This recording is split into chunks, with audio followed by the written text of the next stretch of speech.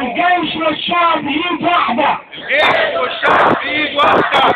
الشعب يريد تطهير البلاد. الشعب يريد تطهير البلاد. الشعب يريد تطهير البلاد.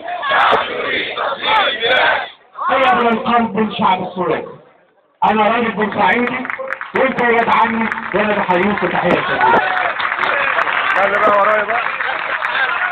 لا ربنا يسلمك يا ابو العربي، شكرا. انا بقول ان شعب السويس ده قدم لنا ضحايا من اول 56 اللي محدش فاكر لغايه دلوقتي. شعب السويس طول عمره بيقدم الشهداء لتحرير مصر.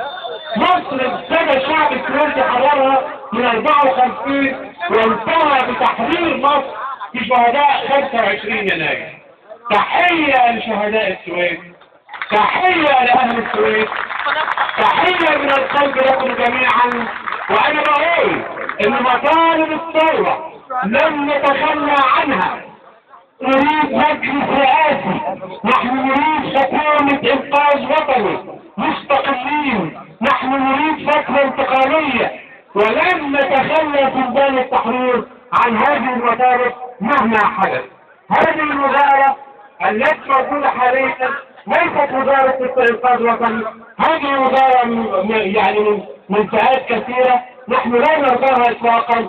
نحن نريد وزارة مستقلة فيها ناس مهمين مستقلين لم يكن يتلوثوا بالمطلب.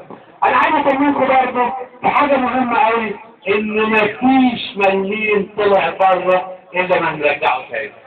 ثروة المصريين لا يمكن ابدا حد ياخدها وجهي. فهناك جماعات كثيره تقوم بهذا الان، يطمئنوا جميعا اننا سوف نستعيد كل مليم. الموضوع المهم كما ذكر عبد الحليم ان الثورة ثورة. الثورة ليس فيها اي فرع من فروع التراخي. نحن نريد اجراءات ثورية بالفعل حاسمة مهمة حتى يستعيد الشعب المصري كرامته ويحقق مبادئ ثروته. تحيا مصر! تحيا مصر! تحيا مصر! تحيا مصر!